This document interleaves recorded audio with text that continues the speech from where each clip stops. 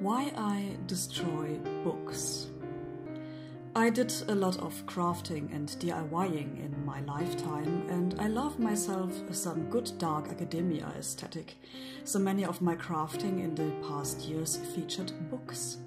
Books that I destroyed for the purpose of using them as a crafting material. I've seen other people's crafting projects where they used old books too, but many of them apologized for destroying the books and promised that the books had been damaged beyond repair anyways, in order to justify the destruction of this sacred, beloved object. I myself felt kinda weird about some of my own crafting projects and sometimes tried to excuse and justify my own actions too. But the more I think about it, the more I come to the conclusion that this behavior is unnecessary and no longer contemporary. Here's why I destroy books and why I don't feel any remorse for these actions whatsoever. Hi, my name is Ellie and I'm a tattoo artist from Germany. I do content about tattoo, digital painting and other art forms here on my channel. Please consider subscribing and hit the little bell button, for I'm not a big full-time YouTuber and my posts will most likely be buried. Thank you so much for supporting the little channels.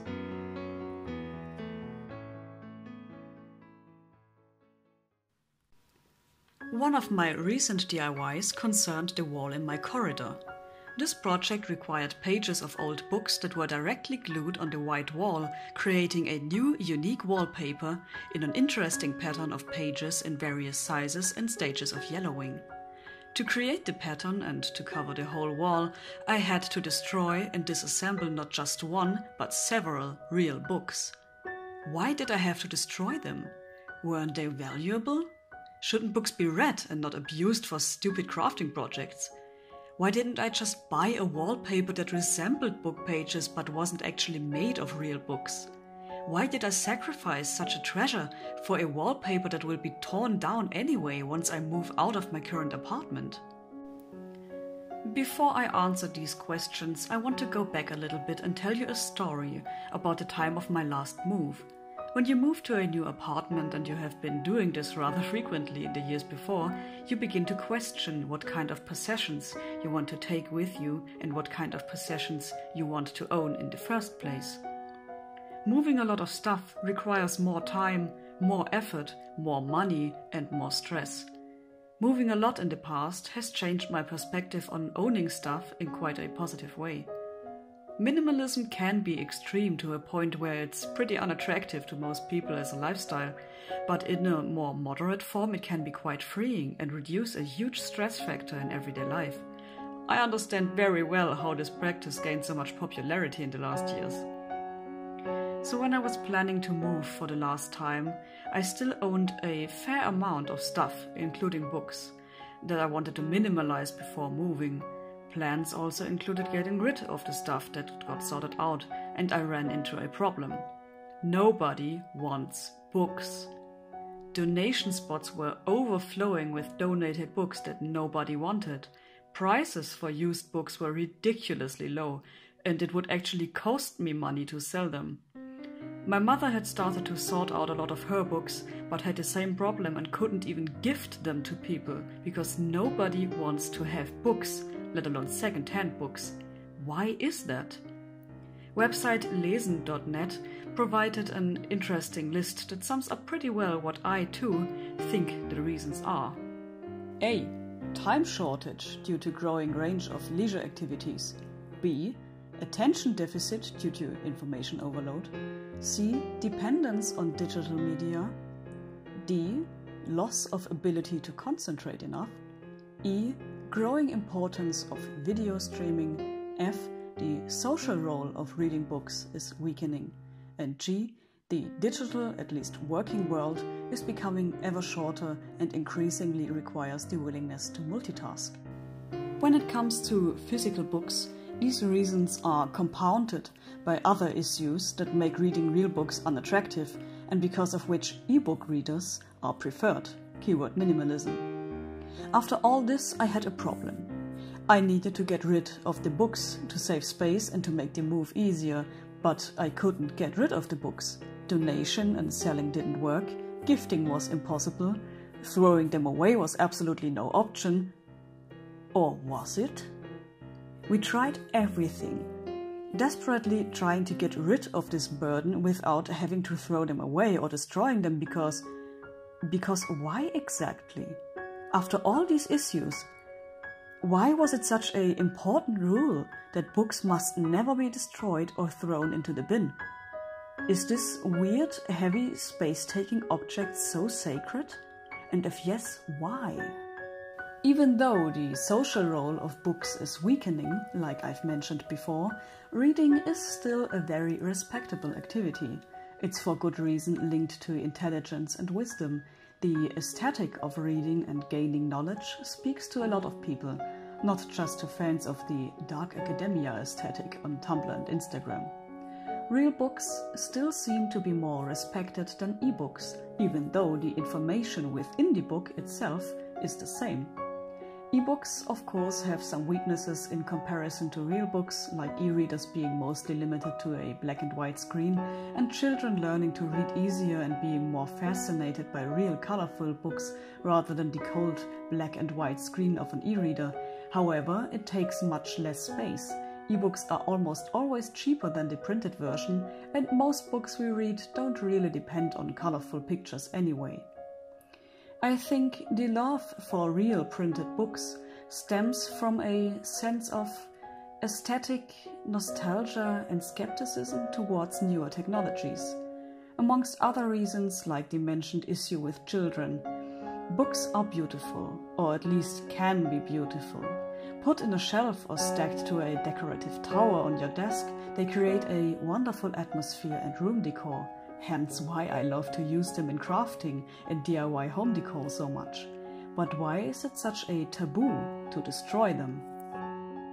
The destruction of books, especially using fire, is immediately associated with some of the darkest chapters of our most recent history.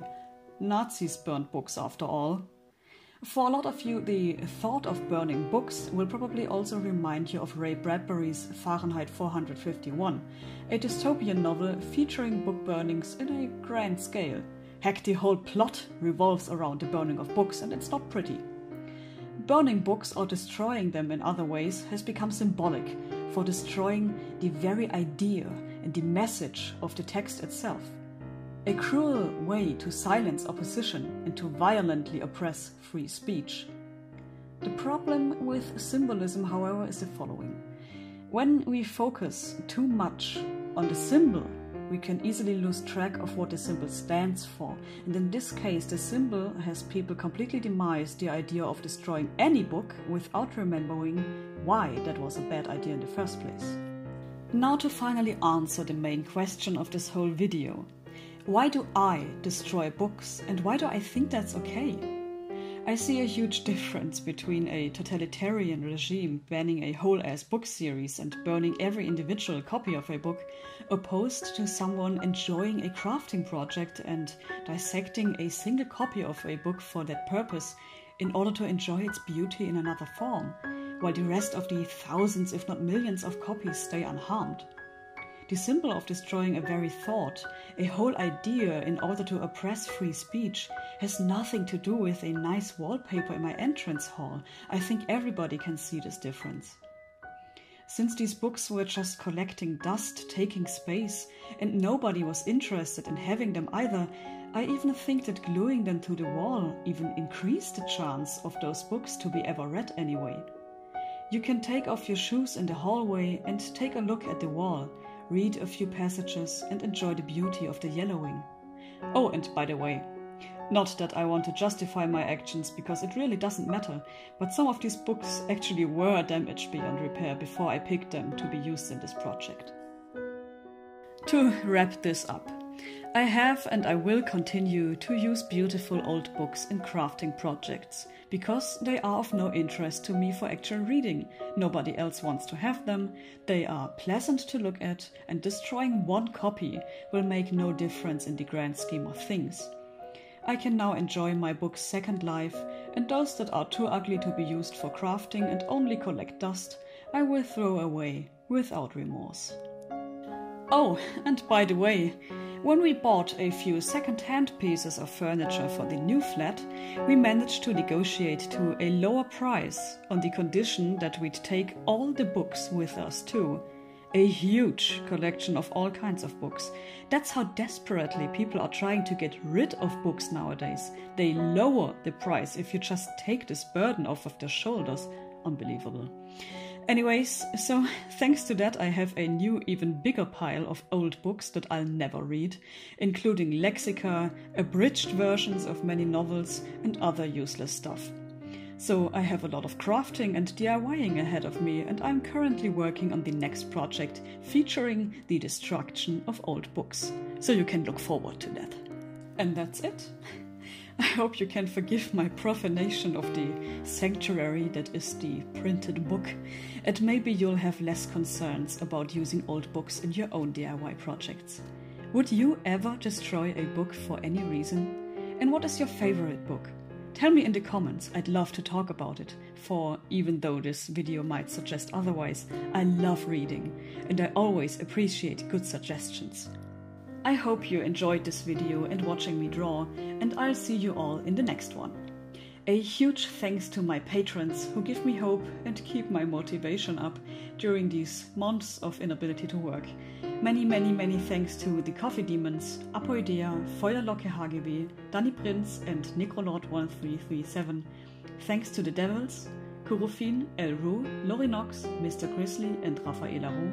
And special thanks to the amazing Satanic Sushi of Sin, Zockhard, Medera, Wuschiges Etwas and Mrs. Hippo. You are the very best, and I say bye.